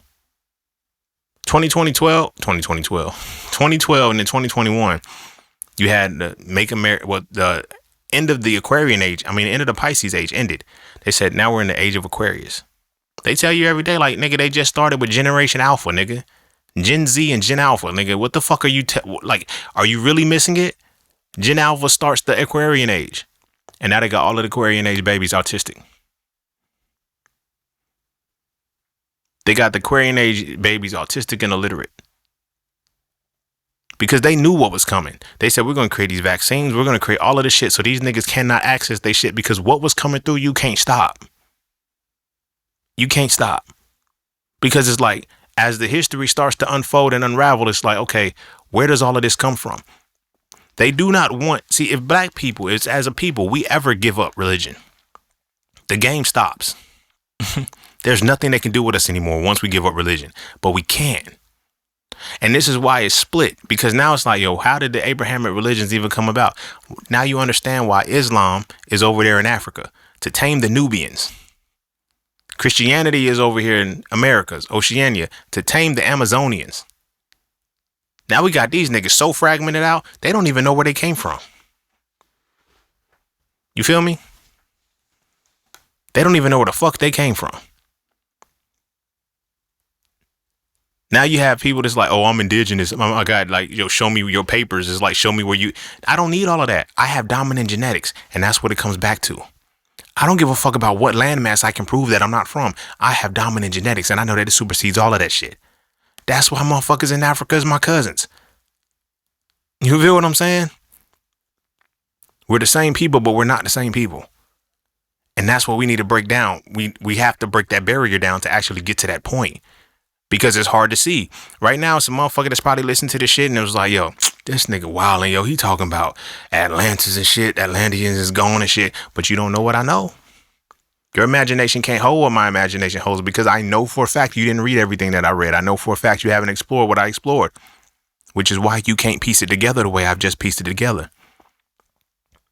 But in the same token, you can't deny what I just pieced together because it's like, nigga, that makes fucking sense. I know it does because I have the information to bring it all together to see it fully. To allow this download to come through and say, you know what? This is what you need to talk about today. This is what you need to say. You feel what I'm saying? It's all the same shit. We're all the same people and we different only to the context and its capacity that the etymology makes us name ourselves something totally different. Because I'm not going to come to you and say, yo, I'm genetically dominant. You genetically dominant too. It's like, no, I'm Nigerian. I'm African. And then now, at least in Africa, I fucks with Africa a lot heavier than I do America. Let me tell you why. At least in Africa, they rep a country. In America, we rep a street corner, nigga. Africans rep a country. We repping street corners. Street corners to cities, to states. They rep countries. In Africa, they're repping countries, my nigga. They not mad about no fucking street corner, nigga. You feel me? And respect to my gangbang homies and shit if y'all in this motherfucker listening to, but they don't give a fuck about Paru Street. Don't give a fuck about Grape Street, nigga. We do. Like, how did they get us to a point where we're focused on streets as the biggest thing? Like, what has happened to us? Where we were once the people who were Amazonians. Amazonians ruled Oceania. I'm putting this shit into perspective to really drive this shit home, my nigga. Amazonians ruled Oceania, which is the Americas. And I'm saying Oceania, so it's not like, okay, they ruled South America. No. Amazonians ruled Oceania. And our descendants rule street corners, rep street corners. Nubians ruled Africa, and now they've been fragmented into countries. You feel what I'm saying? It's a little different. It's a little different, bro. It's a little different. But at the same token, it's still the same people. Whole time we're so fragmented, we don't realize how large we are. They got us believe, oh, yo, you're a minority. Nigga, how? You cannot be a minority with dominant genetics. Etymology, words, like you have to realize how this shit plays out. Because it's all rooted in how the Latin language gets to staying firm. The Latin language is creating its own little offshoots that you don't even see. You feel me? It created the English language. So now when you look at the languages that's generated from, let's look at the French, the Spanish. Let's look at the French, the Spanish, and the English, or whatever the case may be. What are their empires? Well, like what is still standing right now? You have Great Britain. That's a Roman Empire. Anything that has red, white, and blue on it. These niggas was cold with the rebrand. They were cold with the rebrand, my nigga. You feel me? It has red, white, and blue in it in some way, shape, or form. The flags are different. Yeah, you don't even really need to actually. All you need is the religion and the flag, and you'll know who runs what. It's different, my nigga. It's different. And I need y'all to understand that this is not like they knew what they were doing, but they have to erase the history. Because now it's like, well, why did they burn Alexandria? I can put money on it. They didn't burn Alexandria. They moved all of that shit under the Vatican. You know what's under the Vatican? Everything that makes the connection from the Americas to Africa. But even deeper than that, because if you make the connection from the Americas to Africa, you automatically make the connection to Atlanteans. Then it's like, oh, the Atlanteans, they built everything. Oh, so now we're going to call these niggas aliens. So now when we look at the Anunnaki, when we look at the big people, when we look at all this shit, like these giants and shit, where did they come from? Are they descended from the sky or whatever? Like, it's so many different mythos of what it is. All it was there was Atlantean people and they went and they migrated out. Like, that's the origin point. That's the focal point. I'm going to say this and I'm going to really wrap it up. I'm going to bring this shit home.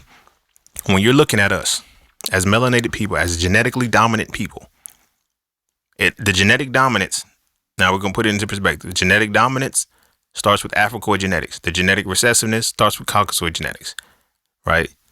Those niggas, they're Europeans. They out there in their own little one island because that's all they can be in. Because now when you look at the tropics of Cancer, tropical Capricorn, and the equator in the middle, Europe sits outside of that. Them people can stay there. They can't fuck with where we at. You feel me? It is what it is. So from there, we evolved. I ain't gonna say evolved because nigga, we was already at our pinnacle. We're constantly at our pinnacle. We just keep evolving. I mean, either transforming and I'm gonna say transfiguring. I ain't gonna say evolving, but we keep changing and adjusting. But from the Atlanteans, we get the Amazonians. You feel me? We get the Amazonians, and then we get the Nubians. Then from there, we get it broken down into the fragmentations that we have. You know what I'm saying? So now you got niggas, oh, you're a Californian. Nigga, no the fuck I'm not. Nigga, I'm still Atlantean. But now you get to the point where it's like, I no longer have to use a landmass. I just have dominant genetics. It runs through me fully. Like, you know what I'm saying? No ifs, ands, or maybes about it. So now I can make that connection when I'm thinking about something in Africa. I can make that connection to everything that is us because it's like, it wasn't the individual landmass. It wasn't the people of the land that created the energy. It was the people of a specific genetic bloodline. And because of the genetics that we have, we are able to reign supreme once we remember. But in order to crack the code, you must learn etymology. And in learning etymology, it takes you back to Latin. When it takes you back to Latin, that's when you're able to explore and see how many things in this world are colonized under the Roman Empire by way of the Latin language. And once you start to see that, you now learn what was originally yours and how to reclaim your shit.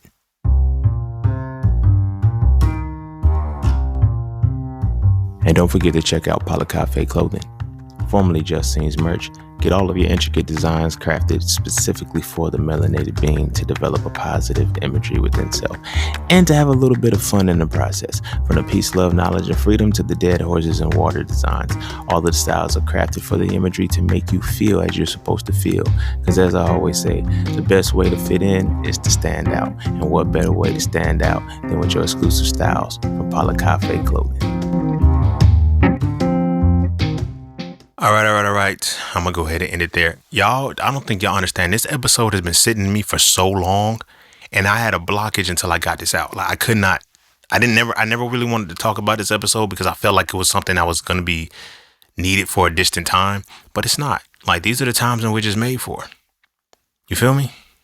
When they talked about population control, when they talked about all this shit, it's like, no, from this point forward, don't look at it from a perspective of, oh, I'm African American, I'm African, I'm genetically dominant.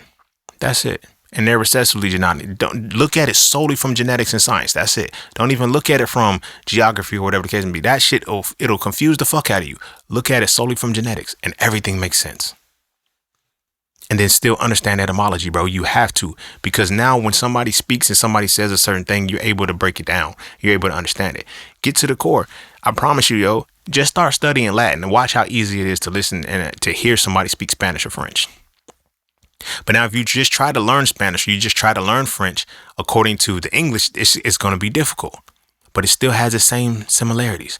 Go back to the episode, I want to say Thinking White or whatever the case may be, where I was talking about how the reason why we're called Negroes, the reason why we get called niggers, the reason why we get called all these different things is because of the hair that denotes genetic dominance. Negro is black, curly, kinky hair. That is what was developed by the people who saw what it was, because you had to make a delineation, a distinction between Moreno and Negro. That same distinction is carried over in the Americas as house nigga versus field nigga. This is why hair has always been what it was. You feel me? But learn to start to see yourself through the dominant genetic lens. This is why when people be like, yo, are you black? I'm black as fuck. Because there's a level to that shit. Black is the encompassing of all. Black is the only thing that absorbs everything, which automatically aligns with dominant genetics. But now when you look at white, it is the absence of everything. They play the semantics cool. Oh, yeah, it's pure. We're the pure race. You're right. You're empty. You're completely empty. There's nothing in you. Absolutely nothing in you. You can't hold on to anything. There's nothing in you, motherfucker. You're definitely the pure race. And it's cool because you have pure genetics, completely empty and they're recessive and they get wiped the fuck out. This is why they have to continually stay at war. This is why they have to continually reserve, because survival of the fittest, and they're not in shape. Nature doesn't favor them in any way, shape, or form. But this is what I'm saying, like across the board, these three languages, English, Spanish, and French, Negro is the way in which you define black. You feel what I'm saying? How do you define white? Blanc. Blanco, blanc in French, blanco in Spanish. In America, it's just white. English is just white, but it's blonde. It's always been about the hair, and the hair is denoted white. White, the absence of everything. Black, the encompassing of everything. They tell you, but they do not tell you the truth. They don't lie to you. They just don't tell you the truth. And they don't tell you the truth because they don't have to, because they tell it in such a way that we know you can't understand it anyway, because we're speaking from the etymological perspective of understanding that all of our words started with Latin. You're speaking on it and you're hearing it from the perspective that all of your words start with English. You'll never know what we're talking about. And we'll say it directly in your face and you'll never know what you're talking about. Like when I was talking about how politics, what is politics? The art and science of government. It's the art and science of government. This is literally a plaything for them. When did politics start? The Roman Empire, nigga. When we look at Americans, whether we're looking at Americans, whether we look at anybody across the world, what do you call your people? Citizens. Where did that start? Rome, Italy, like the Roman Empire called their people citizens. Nobody else did that. Like there's little layers and shit that you can see in real time all day long that this is the Roman Empire. But you can only see it if you understand Latin. And not only understand Latin, you understand etymology is rooted in Latin. So now when you hear a word or you go back and you say, okay, it has origin in Latin and this is the fuck why. No lingua, no cultura. And if I control the language, I control the culture. And now there's a split, because now when you have the Afro-Latino, you have the Afro-American, like the Afro-Latino is a contradiction in so many different ways, because it's like, it's Afro in the genetics, but it's Latin in the colonization. You feel me? I know I'm Afro-Latino. I know I'm Afro-Latina. It's like, okay, cool. Afro to the context of your genetics, Latin to the language. So now when we say Latin America, and all Latin American shit is black culture, is Africoid culture, come on, bro. Come on, bro. Now when you say African American, they try to do the exact same shit. But they failed at it. Because, you feel me? It all failed. It's all crashing. Like, the shit's crashing the fuck out. But at the same time, it's deeper than that. Because it's like, where did it all come? Like, it all started from the point where Atlantis decided to migrate. And when it migrated, it introduced culture, introduced science, and introduced everything to people. We just have a good heart. We have a giving heart. We don't look at shit the way they need to look at it, because we're not the ones trying to survive. Nature is afforded to us. So now they have to put so many buffers just to make us equal people. We're not the same, bro. But until you understand etymology, nothing's going to make sense. Nothing is going to make sense. Because every word you speak, everything, it dictates your lexicon, which means if it dictates your lexicon, it controls your imagination. If it controls your imagination, it directs your spirituality. The reason why in Jesus' name works, the reason why by the strength of Allah works is because your imagination makes it work. You can say whatever name you want to. It's the placebo effect in real fucking time. You can say whatever name you want to and the power is going to happen. And I get it. It's like, yo, saying I can't be reaching if the letter J didn't exist till 1550 and we had the same power the whole time. We wasn't calling on Jesus when we was building pyramids. Whether we're talking about the Nubian pyramids or we're talking about the Amazonian pyramids. You feel me? In Chicago, Illinois, there is a place called Monk's Mound that is a fucking pyramid.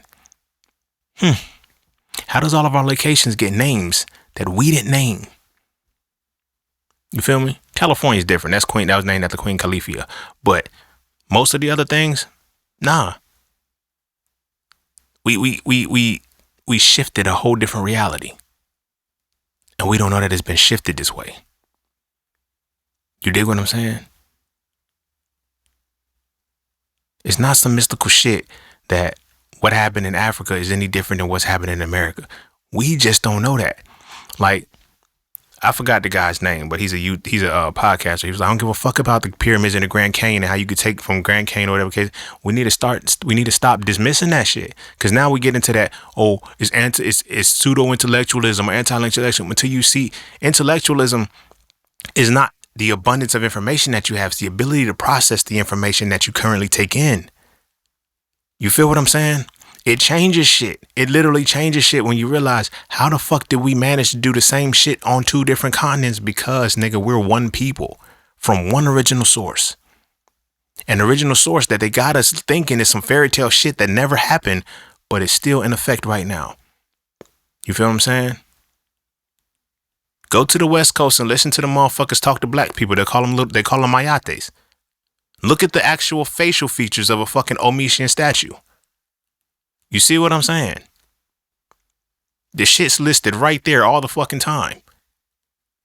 And then the Aztecs and the Mayans and shit. I mean, the Aztecs and Incans, those are the ones who ended up looking like, you'll see, look at a Brazilian. Look at a Brazilian who's more on the Caucasian side. Look at a Brazilian who's not the Afro. Who's actually, Latin. You feel what I'm saying? It's colonization, bro. And because it's colonization, it's simply because we don't understand the etymology. We're not looking at it from the perspective of knowing that This is the way we have to tell this story. The Roman Empire didn't disappear, nigga. It rebranded. And it decided we're not just going to call ourselves the Roman Empire. Fuck that. We're going to talk about the language because the language is the culture. And with that said, I'm going to go ahead and end it there. Go kiss your babies. Make sure they eat their vegetables. And our kids, man, if you want your kids to be pro-black, make sure that they pro-genetic, pro-dominant genetics. You stop trying to dilute your shit. They're not raping us no more. They're not doing the wild shit. And like, we don't have to continue to dilute this shit. But at the same time, gatekeep. Let them die. Let them die off. Let them die off. And we talk about if we could just get back to do, like, we got to let these niggas die off. We are the pulse. This shit does not work without us. In any way, shape, or form. It never has and it never will. You feel what I'm saying? We're not slaves anymore. And we were only slaves and we were only enslaved because we were prisoners of war who lost the war. That's it. And they built their environments and they built their civilizations around the internment camps in which they had us as prisoners of war.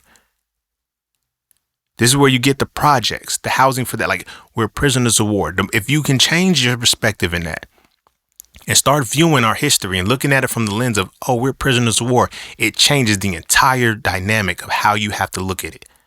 But again, it's etymology. As long as you think you're a slave, you don't even like, as long as you think you're a slave, you easily going to take the route back to Africa. But as long as you think you're prisoners of war, you know you were already on this land when they fought.